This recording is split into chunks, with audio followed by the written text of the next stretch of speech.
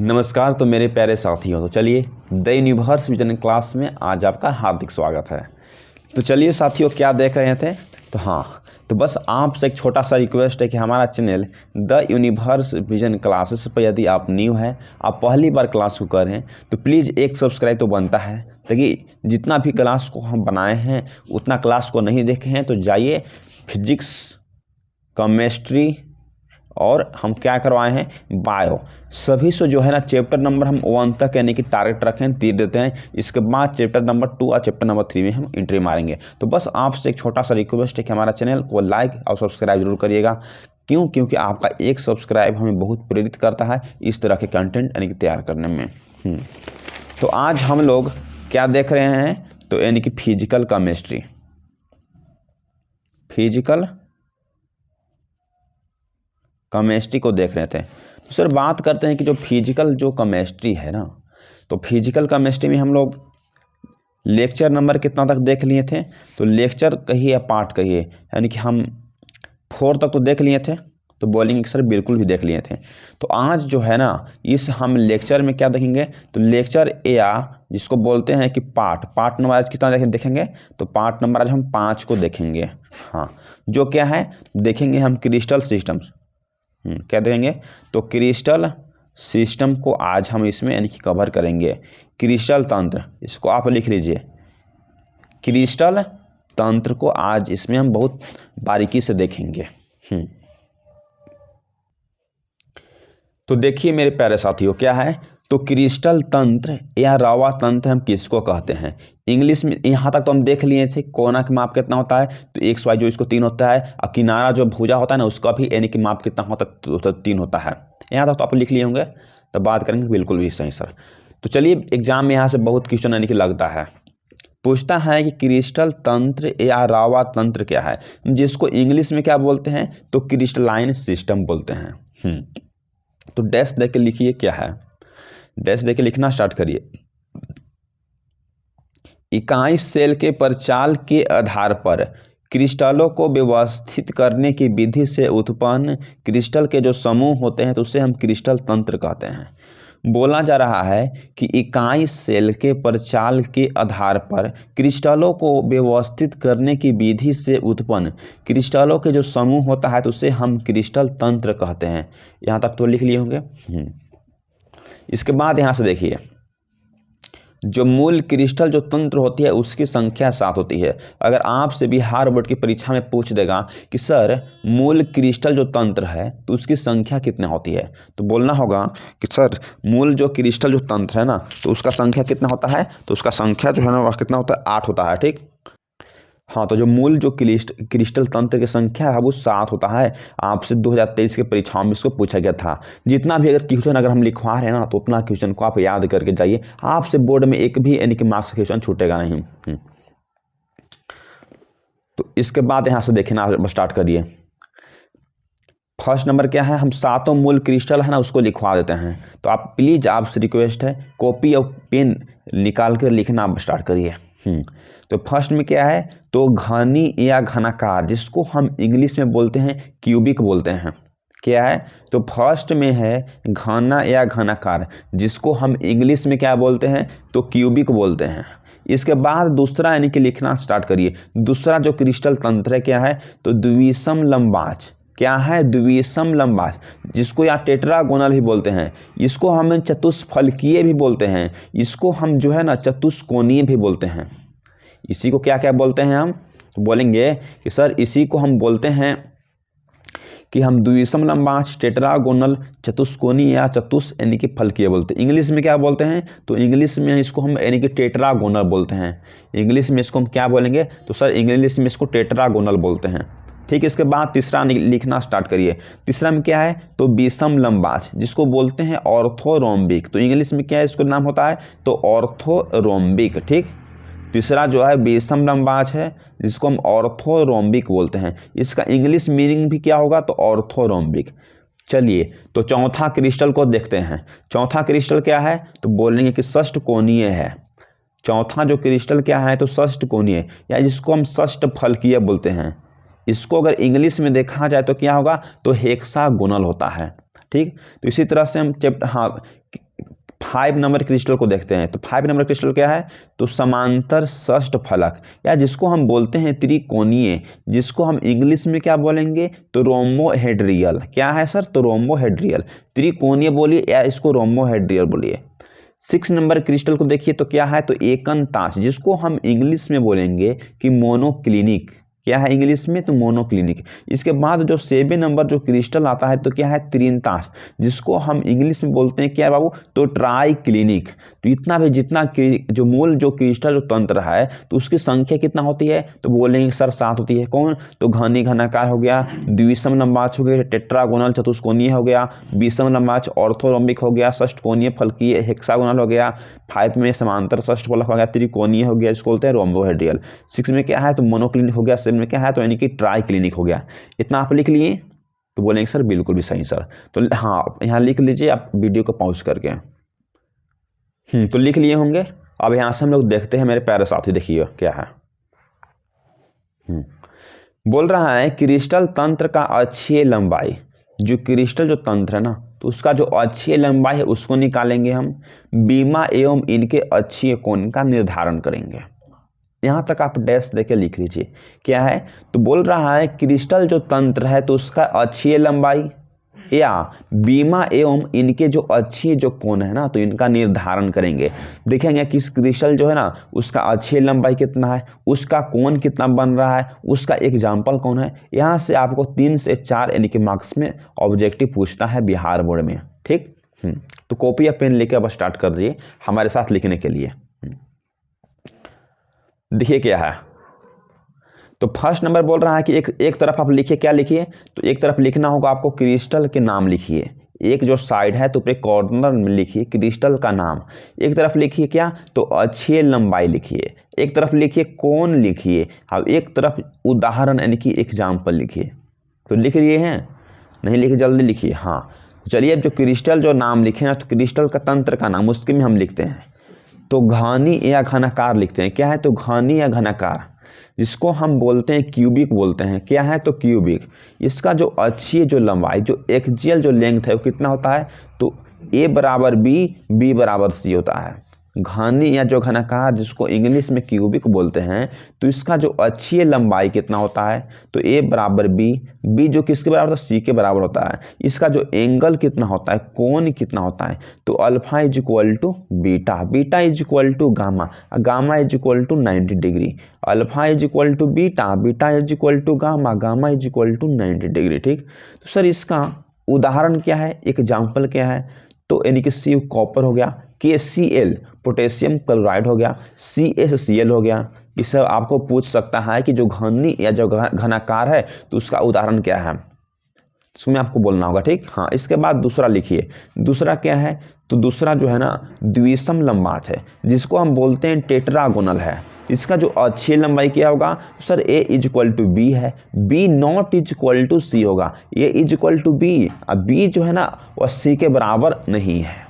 ठीक। इसका कोण क्या होगा सर? तो alpha is equal to beta, beta is equal to gamma, gamma is equal to यानी कि 90 डिग्री। सर इसका एग्जाम्पल क्या होगा? तो SnO2, जिसको बोलते हैं असनेशन यानी कि ऑक्साइड है।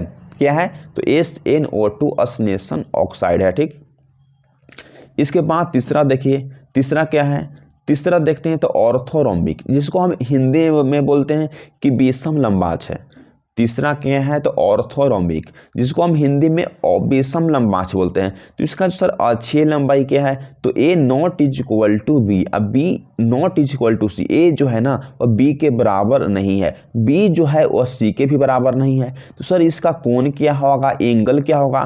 तो alpha is equal to beta, beta is equal to gamma, gamma is equal to 90 degree. तो alpha is equal to beta हो गया, beta is equal to gamma हो गया, gamma is equal to 90 degree हो गया। तो सर इसका example क्या होगा, उदाहरण आखिर क्या होगा? तो सर रोम्बिक गंधक CS होगा, जिसको हम शॉर्ट में बोलते हैं, या CaCO3 कैल्शियम कार्बोनेट होगा, CaCO3 हो गया। तो बोलेंगे कि सर बिल्कुल भी सही सर। तो चलिए अब देखते हैं चौथा में क्या है। तो षष्ठकोणीय, जिसको हम इंग्लिश में बोलते हैं हेक्सागोनल, षष्ठकोणीय हेक्सागोनल। तो सर इसका जो अक्षीय लंबाई क्या होगा, तो a is equal to B, B not is equal to C. A b के बराबर है और बी जो है ना सी के बराबर नहीं है। तो सर इसका जो कोण क्या होगा, एंगल क्या होगा, तो alpha is equal to beta, beta is equal to gamma, और गामा इज इक्वल टू कितना, तो 100 यानी कि 20 डिग्री होगा। ठीक है, यहाँ तो लिख लिए होंगे कि alpha is equal to beta, beta is equal to gamma, gamma is equal to 120 degree. तो सर इसका एग्जाम्पल क्या होगा, तो ZnO क्या है, ZnO यानी कि जिंक ऑक्साइड, जिसको हम हिंदी में बोलते हैं क्या, तो यानी कि ग्रेफाइट बोलते हैं। तो देखिए मेरे प्यारे साथियों, अब क्या है, तो 5 नंबर को देखते हैं। तो 5 नंबर में क्या है, तो समांतर षष्ठ फलक, जिसको हम शॉर्ट में बोलते हैं रोम्बिक हेड्रल, समांतर जो षष्ठ जो फलक है, जिसको हम इंग्लिश में क्या बोलेंगे, तो रोम्बिक हेड्रल बोलते हैं। तो सर अब इसका अक्षीय लंबाई क्या होगा, तो a is equal to B, b is equal to सी। ए जो है ना बी के बराबर है, बी जो है वो सी को भी बराबर है। सर इसका कोण क्या होगा, तो alpha is equal to beta, beta is equal to gamma, और गामा जो है ना वह not is equal to 90 degree.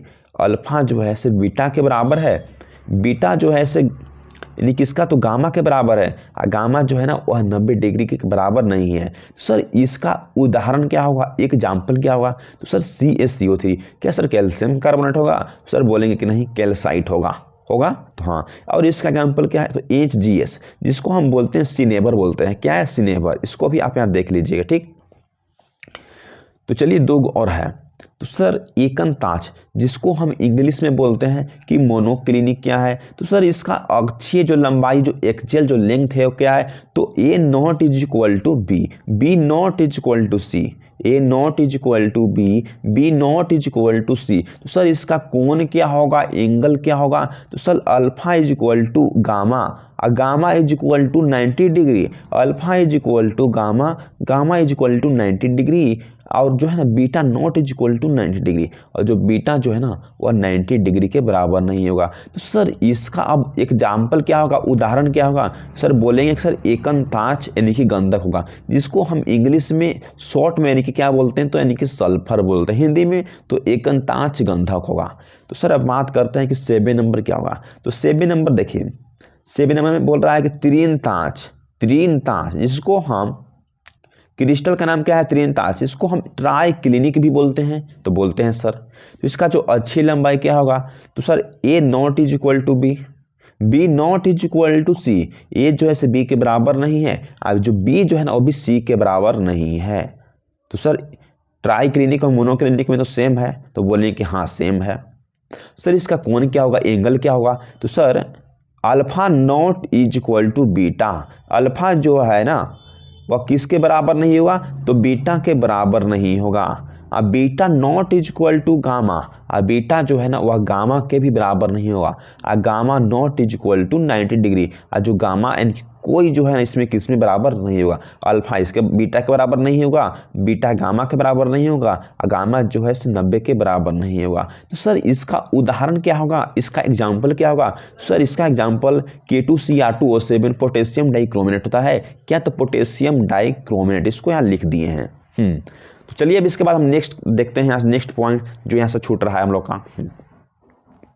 देखिए नोट पॉइंट या आप SP पॉइंट, SP का मतलब है कि स्पेशल पॉइंट देके के लिखना शुरू करिए।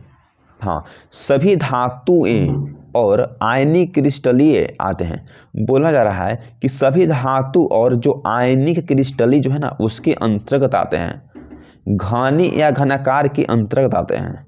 सभी धातु या जो आयनिक जो क्रिस्टलीय जो है ना वह आते हैं, किसके अंदर में आते हैं, तो घनी या घनाकार के अंतर्गत आते हैं धातुएं। ठीक, धातु जो है ना क्रिस्टल का आकार घनाकार क्यूबिक होता है। अगर आपसे बोल देगा कि जो धातु जो है ना वह क्रिस्टल का आकार किस रूप का है, तो बोलना होगा घनाकार क्यूबिक का यानी कि रूप होता है। ठीक, जो सभी धातु और जो आयनिक जो क्रिस्टल के किस में आते हैं, तो घनीकार या क्यूबिक के अंतर्गत आते हैं, और जो क्रिस्टल का जो आकार कैसा होता है, तो क्यूबिक ही होता है। इसको भी आप नोट पॉइंट में लिख लीजिएगा। इसके बाद आप यहाँ से देखना शुरू करिए, इस जो नोट पॉइंट है ना इसको आप देख लीजिए। ठीक, स्पेशल पॉइंट है ब्रेविस जालक, या इसको बोलते हैं ब्रेवी जालक, इंग्लिश में तो एक ही नाम होगा, क्या होगा, तो ब्रेविस लैटिक्स। तो सर हम ब्रेविस लैटिक्स है क्या, ब्रेविस जालक है क्या, ब्रेविस जालक है क्या? तो सर अब इसमें आप लिखना स्टार्ट करिए। हाँ लिखिए, ब्रेविस नामक फ्रांसीसी गणितज्ञ ने क्या है, तो ब्रेविस नामक फ्रांसीसी गणितज्ञ ने मूल क्रिस्टल तंत्रों को एक कोष्टिका में 1848 ईस्वी में व्यवस्थित किया था। क्या है, फिर से देखिएगा, ब्रेविस नामक फ्रांसीसी गणितज्ञ ने मूल क्रिस्टल तंत्र को एक कोष्टिका में 1848 ईस्वी में व्यवस्थित किया। उसके बाद देखिए आप यहाँ से व्यवस्थित किया। हाँ, तो मूल क्रिस्टल तंत्रों को एक कोष्टिका में व्यवस्थित करने के बाद उत्पन्न नए क्रिस्टल की जो तंत्र जो होती है उसकी व्यवस्था को क्या बोलते हैं, तो ब्रेविस जालक बोलते हैं। बोल रहा है कि मूल क्रिस्टल तंत्र को एक कोष्टिका में व्यवस्थित करने के बाद उत्पन्न नए क्रिस्टल के जो तंत्र की जो व्यवस्था होता है तो उससे हम क्या बोलते हैं, उससे हम ब्रेविस जालक कहते हैं। उसे क्या कहेंगे सर, बोलेंगे सर उसे हम ब्रेविस यानी कि जालक बोलते हैं। ठीक,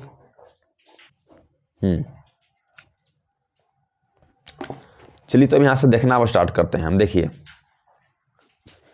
जो VVI जहाँ आपको स्टार मार्क के लोक रहा होगा ना, तो वहाँ आपको स्टार मार्क्स लगा के नोट्स बनाना स्टार्ट कर दीजिए।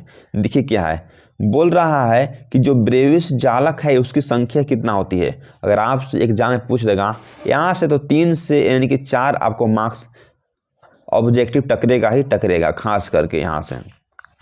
क्या देखिए, आपसे ऑब्जेक्टिव में अगर पूछ देगा कि सर ब्रेविस जो जालक है तो उसकी संख्या कितना होती है, तो बोलेंगे कि सर 14 होती है, 14 होती है। ठीक, तो कौन कौन से होती है इसको तो सर आपको लिखवाना बहुत ही यानी कि जरूरी है।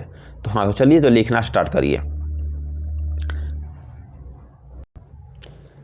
तो देखिए फर्स्ट नंबर में क्या है, तो एक तरफ आपको लिखना है कि मूल क्रिस्टल तंत्र का नाम, एक तरफ क्या लिखना है, तो मूल क्रिस्टल जो तंत्र है ना तो उसका नाम लिखकर आप एक तरफ डैश दीजिए।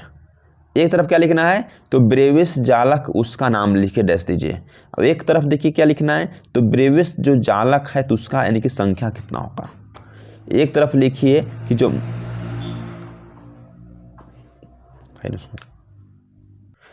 क्या है, तो एक तरफ मूल क्रिस्टल जो तंत्र है तो उसका नाम लिखिए, एक तरफ जो ब्रेविस जो जालक है तो उसका नाम लिखिए, अब एक तरफ जो ब्रेविस जालक की जो संख्या है तो उसको आप नाम लिखिए। ठीक हो गया होगा। हाँ, तो अब इसमें डैश देके लिखना बस स्टार्ट करिए। सर जो मूल जो क्रिस्टल जो तंत्र जो होता है तो उसका नाम कितना क्या है, तो फर्स्ट में घनी या घनीकार आता है। तो सर ब्रेविस जो जालक है इसमें कौन कौन सी आएगा, इसमें जो आधे आता है, पिंड आता है और यानी कि फलक आता है। तो ब्रेविस जो जालक है तो उसका संख्या कितना होता है, तो उसका संख्या जो है ना वो 3 होता है, 3 होता है। ठीक, ब्रेविस जो जालक का नाम क्या है, तो घनी या घनाकार आता है। इसमें कौन कौन से ब्रेविस जालक का नाम है, तो आधे आ गया, पिंड आ गया और यानी कि फलक आता है। तो ब्रेविस जो जालक है तो सर उसका संख्या कितना होगा, तो यानी कि 3 होगा। दूसरा में क्या है, तो देखिए दूसरा में आता है द्विसम लंबाच, जिसको हम बोलते हैं कि टेट्रागोनल भी बोलते हैं। तो सर इसमें कौन सा आएगा, तो सर इसमें आधे आएगा और पिंड आएगा।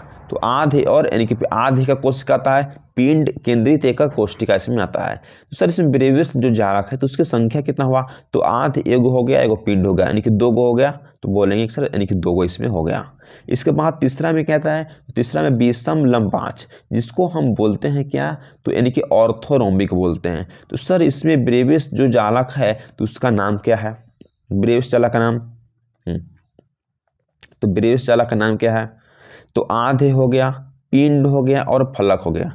आध हो गया, पिंड हो गया और फलक हो गया और आता है 4 गो इसमें आता है। आधे एक कोष्टिका, पिंड केंद्रित एक कोष्टिका, फलक केंद्रित एक कोष्टिका और अंतः केंद्रित एक कोष्टिका। सर इसमें ब्रेविस जो जालक है तो उसका संख्या कितना होती है, सर उसका संख्या जो है ना इसमें यानी कि 4 होती है तो बिल्कुल भी सही होती है।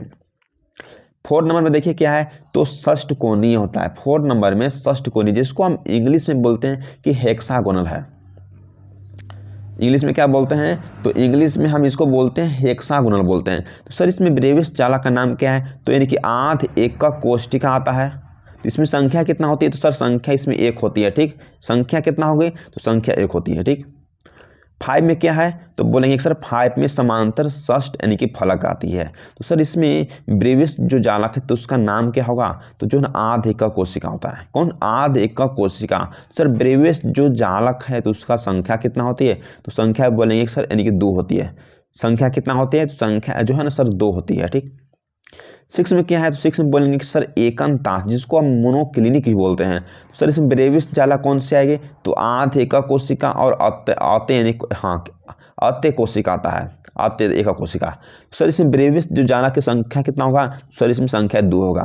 फिर इसके बाद 7 में क्या है, तो 7 में त्रियंतांश, जिसको बोलते हैं ट्राई क्लिनिक। तो इसमें सर कौन से आते हैं, तो आध एकक कोशिका आती है। सर इसमें संख्या कितना होगा, सर संख्या इसमें 1 होगा। ठीक, टोटल कितना हुआ, टोटल 3 2 5 4 9 और 2 11 और 13 2 14, हाँ कितना हुआ 14 हो गया। ठीक, इसको आप लिख लीजिएगा। अगर आपसे बोल देगा कि जो सर ब्रेविस जो जालक है तो उसकी संख्या कितना होती है, तो बोल देंगे सर 14 होती है। ठीक, इसके बाद यहाँ से देखना आप स्टार्ट करिए। देखिए अब क्या है, एकक कोशिका में अणु परमाणु या आयन की संख्या का निर्धारण। बोल रहा है कि जो एकक कोशिका में अणु परमाणु को आयन की जो संख्या है उसको निर्धारण करते हैं। अगर आपसे पूछ देगा कि 20 cc जो है तो उसमें कितना आयन होता है, अणु की संख्या कितना है, परमाणु की संख्या कितना है, तो आप क्या करिएगा, उसको कैसे हम निकालते हैं उसको हम आपको यहाँ सिखा देंगे। तो बस शर्त है कि आपको डैश देके लिखिए क्या है, तो हेडिंग लगाइए कि एकक कोशिका में अणु परमाणु को आयन की जो संख्या है तो उसका निर्धारण। डैश दे दिए होंगे तो हाँ, तब लिखना है, इसमें स्टार्ट करिए। अब इसमें आप लिखना यहाँ से स्टार्ट करिए। देखिए यहाँ से कि एकक कोशिका में परमाणु की संख्या का निर्धारण उसमें उपस्थित परमाणु के स्थान पर निर्भर करता है। बोल रहा है कि जो एकक कोशिका में परमाणु की संख्या का निर्धारण उसमें उपस्थित परमाणु के स्थान पर निर्भर करता है। इसके निर्धारण के लिए निम्नलिखित नियम है, इसके निर्धारण के लिए निम्नलिखित नियम या शर्त है। ठीक, देखते हैं कौन कौन से। तो फर्स्ट नंबर नियम को आप देखिए, बोल रहा है कि जो एकक कोशिका में कहाँ हमको निकालना है अणु परमाणु एवं आयन की संख्या, तो बोलेंगे कि सर एकक कोशिका में निकालना है। तो एकक कोशिका में कोना पर उपस्थित जो परमाणु जो है ना 8 अन्य इकाई सेलों में विभाजित रहता है। बोल रहा है कि जो एकक कोशिका में कोना पर जो उपस्थित जो परमाणु जो है ना 8 अन्य इकाई सेलों में विभाजित रहता है, जिसके प्रत्येक जो भाग है ना वह 1/8 होता है। जिसके जो प्रत्येक जो भाग होते हैं ना तो 1/8 होता है। ठीक, देखिए आपको हल्का सा हम या इमेज दिखा देते हैं जो आपको यहाँ समझ में आ जाएगा। देखिए यहाँ लोग रहा है ना, तो बोल रहा है कि हम आध एकक कोशिका की बात करें तो एगो यहाँ है, एगो यहाँ 2 गो है, 3 गो है, 4 गो है, 5 गो है, 6 गो, 7 गो, 8। ये अभी जो हमको नहीं देखना है, साइड का नहीं देखना है, हमसे बात कर रहे हैं कि जो आध एकक जो कोशिका जो सिंपल जो यूनिट सेल होता है तो उसमें कोना में कितना परमाणु होता है, तो 1 2 3 4 5 6 7 8 होता है। तो बोले सर होता है, इसी को हम यहाँ बात कर रहे हैं कि जो एकक कोशिका में जो कोना पर जो उपस्थित जो परमाणु है ना वो 8 अन्य इकाई सेलों में विभाजित रहता है, जिसके जो प्रत्येक जो भाग होते हैं तो 1/8 होता है। तो लिख लिए हम कि जो कितना है तो 8 है और कितना डिवाइड है, तो जो प्रत्येक जो भाग है ना वो 1/8 में यानी कि बटा हुआ है। तो 8 से 8 हम काट देंगे तो कितना बचेगा, तो 1 यानी कि परमाणु इसमें से हमको आ जाएगा। इसके बाद हम यहाँ से देखते हैं। ठीक, कुछ नोट्स पॉइंट लाए हैं कि हाँ जो आपके लिए है। ठीक, इसको आप लिख लीजिए, आपको बहुत काम देगा सोल्व करने में न्यूमेरिकल को। क्या है देखिए, दूसरा नंबर पॉइंट में बोल रहा है ना कि एकक कोशिका में फलक पर उपस्थित परमाणु 2 अन्य एकक कोशिकाओं के साथ यानी कि क्या होती है, तो यानी कि 1/2 भाग में बटी रहती है। बोला जा रहा है कि जो एकक कोशिका में जो फलक पर जो उपस्थित जो परमाणु जो है ना वह 2 अन्य एकक कोशिकाओं के साथ 1/2 यानी कि भागों में बटा रहता है। ठीक, फिर दूसरा नंबर पॉइंट बोल रहा है कि जो एकक कोशिका में जो पिंड का परमाणु, पिंड का मतलब है और फलक का मतलब हम आपको दिखा देते हैं फिगर। ये जो फिगर आपको लोक रहा है ना ये क्या है, तो यह जो है ना फलक केंद्रित एकक कोष्टिका कहता है। तो फलक फिर बोल रहा है कहाँ कहाँ परमाणु है, तो 1 2 3 4 5 6 7 8 को हो गया। हाँ, और इसके जो है ना वो साइड पर भी रहता है। कहाँ रहता है, तो इसके जो फलक पर ना इसके साइड में, तो साइड में कितना है, तो 1 गो 2 गो 3 गो 4 गो 5 गो 6 गो। जो 6 गो है ना वह कितना भागों में बटा रहता है, तो सर 6 जो है ना वह 1 बटा यानी कि 2 भागों में वह बटा हुआ रहता है। ठीक, तो यहाँ तक हो गया होगा। हाँ, तो यही कहा गया है, देखिए कि एकक कोष्टिका में जो फलक पर जो उपस्थित जो परमाणु है ना, 2 अन्य एकक कोष्टिकाओं के साथ 1/2 भागों में यानी कि डिवाइड यानी कि बटा हुआ रहता है। तो 6 गो है तो कितना 1 बटा यानी कि 2 भागों में बटा है, 2 3 यानी कितना परमाणु वहाँ होगा, तो सर वहाँ 3 परमाणु होगा। इस तरह से हम निकालेंगे। हाँ, इसके बाद बोल रहा है आपको कि जो एकक जो कोष्टिका में जो पिंड का परमाणु जो बीच का जो परमाणु होता है वह किसी अन्य इकाई सेलों में वह विभाजित नहीं रहता है। यहाँ तक तो हो गया होगा। हाँ, न्यूमेरिकल जब बनाइएगा ना तो बहुत ही सब आपको हेल्प करेगा। इसके बाद देखिए आप क्या है, तो सिंपल यूनिट सेल जिसको हम इंग्लिश में बोलते हैं, शॉर्ट में SUC बोलते हैं। हाँ, तो आध एकक कोष्टिका में परमाणु की संख्या आप निकालते हैं। जो सिंपल यूनिट जो सेल है तो उसमें परमाणु की संख्या हम निकालते हैं। ठीक है, तो इसमें डैश देके लिखिए कि इसमें परमाणु केवल 8 कोना पर होता है। आध एकक जो कोष्टिका है तो इसमें हमें बताए ना है कि परमाणु कहाँ होता है, तो इसमें देखिए आप परमाणु जो है ना केवल 8 कोना पर होता है। देखिए इसमें इसको पार दिए हम इसको पार दी इसको यहाँ, तो यहाँ से 1 परमाणु हो गया, 2 परमाणु हो गया, 3 परमाणु हो गया, 4 हो गया, यहाँ से 5 हो गया, 6 हो गया, 7 हो गया, यहाँ कहाँ हो गया, तो 8 हो गया। इसी कहा गया है कि जो आध एकक जो कोष्टिका है उसमें जो परमाणु की जो संख्या है वो 8 है। हाँ, तो इसमें डैश देके भी लिखिए कि इसमें परमाणु केवल 8 कोना पर होता है जो अन्य एकक कोष्टिकाओं के साथ 1/8 भागों में बटा रहता है।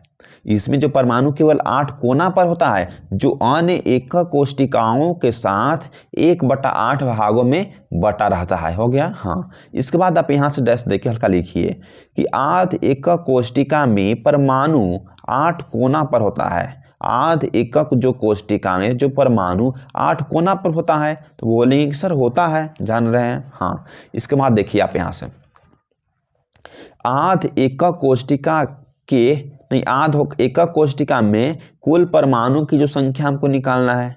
आध एकक जो कोष्टिका है तो उसमें तो हमें कुल परमाणु की संख्या निकालना है, तो बोलेंगे कि हाँ सर, तो क्या है, तो कुल कोना पर के परमाणु जो कोना, इसको ट्रिक आपको लिख लीजिए। क्या ट्रिक है, तो ट्रिक है, ट्रिक को लिख लीजिए। कुल कोना पर के परमाणु से गुना करना है। किसमें करना है, तो 1 यानी कि 8 से हमको गुना करना है। तो सर कोना पर जो परमाणु की जो संख्या है वह कितना है, तो वह 8 है। कितना से हमें गुना करना है, तो 1/8 से गुना करना है। तो 8 से तो 8 कट जाएगा, तो सर 1 आ जाएगा, तो 1 आ जाएगा ना। तो बोलेंगे कि जो आध एकक जो कोष्टिका है उसमें जो परमाणु की जो संख्या होती है तो 1 होती है। अगर इसको आप रट जाइए किसी भी तरीकाओं से, आपको लिख के याद करिए, बाकी याद आपको करना होगा कि सर जो आध एकक जो कोष्टिका होती है उसमें परमाणु की संख्या कितना होती है, तो 1 होती है। हाँ, चलिए अब इसी तरह से हम देखते हैं, नेक्स्ट देखते हैं।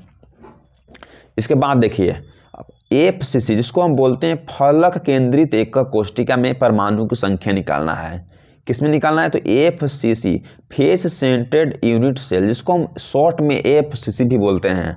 हाँ, देखिए तो फलक केंद्रित एकक कोष्टिका में परमाणु की संख्या निकालना है। ठीक, इसमें डैश देके आप लिखिए इसमें परमाणु 8 कोना के अलावा 6 फलकों पर भी होती है।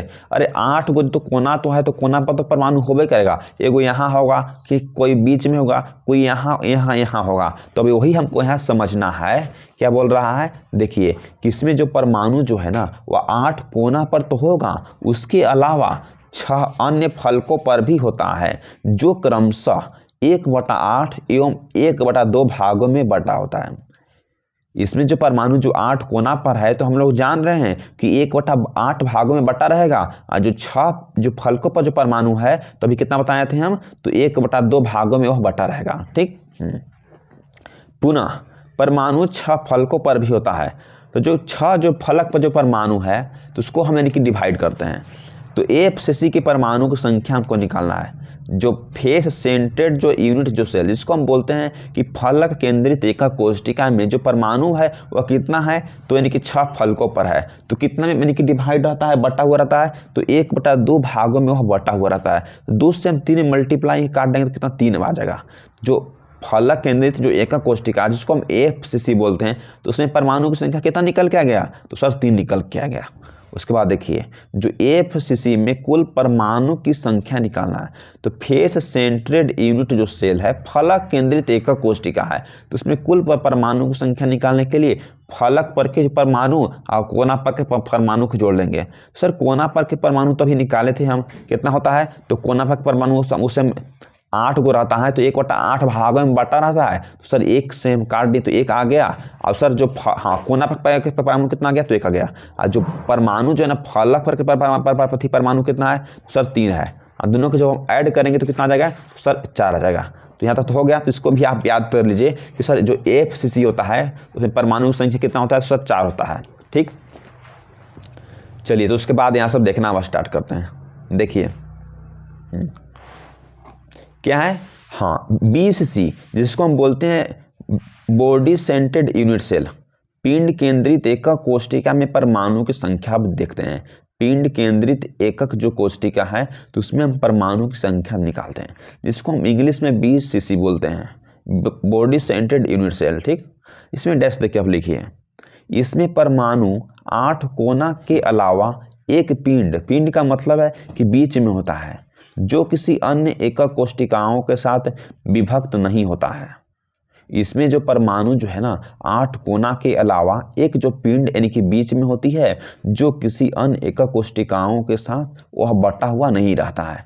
यहाँ तो हो गया होगा। हाँ, इसके बाद देखिए आप यहाँ से पुनः अगेन, पिंड केंद्रित कोशिका में एक परमाणु पिंड में होता है जो विभक्त यानी कि नहीं होता। इस जो नोट पॉइंट है इसको आप यानी कि लिख लीजिए। बोल रहा है कि जो पिंड केंद्रित जो कोशिका है उसमें जो एक परमाणु जो है ना, वो देखिए आपको हम इस तरह से फिगर को दिखाए थे, इस तरह से हम आपको फिगर को ड्रॉ किए थे ना सर, किए थे ड्रॉ। तो एक जो परमाणु है कहाँ होता है, तो 8 कोना पर तो परमाणु है ही है, एक जो परमाणु बीच में है, जो पिंड का जो परमाणु जो है ना वह किसी भी यानी कि किसी के साथ वह बटा हुआ नहीं रहता है। ठीक, और डायरेक्ट वहाँ जुटेगा।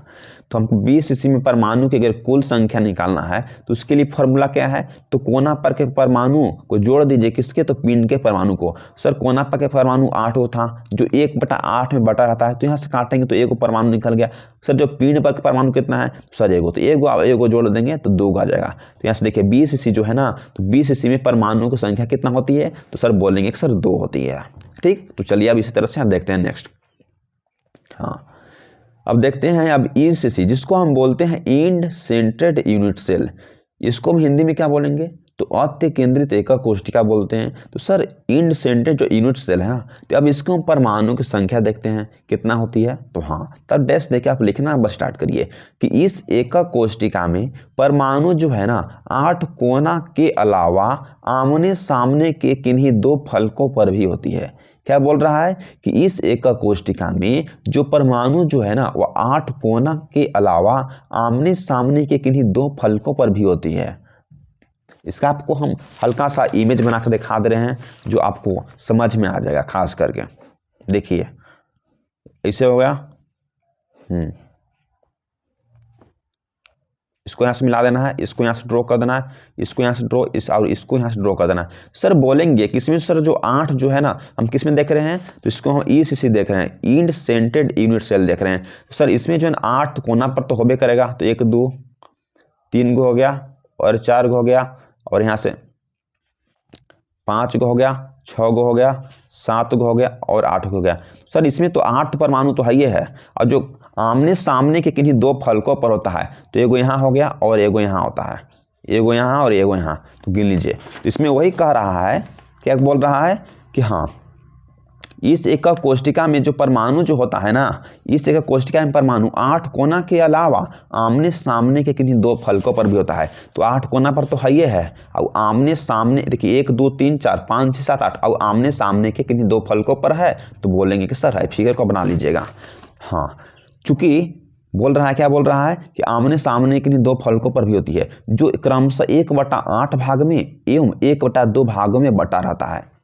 देखिए इसका आप दिखा देते हैं, जो आमने सामने के जो है 8 परमाणु है तो 1/8 भागों में विभाजित है, और जो एक परमाणु जो है वह कितना है, तो यानी कि 2 परमाणु है, कितना 2 परमाणु है, वह 1 यानी कि 2 भागों में विभाजित है। तो यहाँ से काटेंगे तो कितना आ जाएगा, तो 1 आ जाएगा, और इस एरिया में कितना आ जाएगा, तो काटेंगे तो सर 1 आ जाएगा। जो दोनों को हम यानी कि 1 और 1 यानी कि जोड़ेंगे तो कितना आता है, 2। तो इसमें परमाणु संख्या कितना आएगा, तो सर परमाणु संख्या इसमें 2 आता है।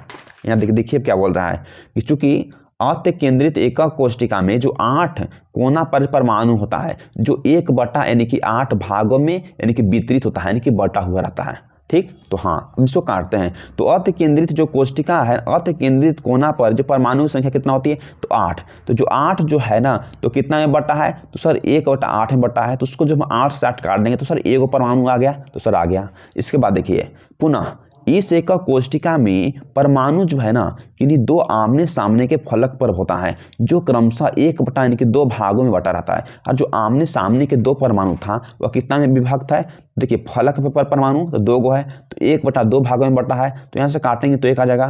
तो हाँ अब ECC जो जिसको बोलते हैं इंड सेंटर्ड यूनिट सेल, तो जो अत्य केंद्रित जो एकक कोष्टिका है ना, उसमें परमाणु की संख्या को निकालना है। तो क्या करेंगे, तो कुल यानी कि संख्या निकाल देंगे। तो कुल यानी कि फलक पर के परमाणु कितना है, तो 1 है। कुल कोना पर के परमाणु कितना है, तो 1। दोनों को जोड़ देंगे तो कितना हो जाएगा, सर 2 हो जाएगा। इसको भी आप याद कर लीजिएगा कि जो ECC जो है उसमें जो परमाणु की संख्या कितना होती है, तो 2 होती है। तो बस आज हम इतना ही देखते हैं।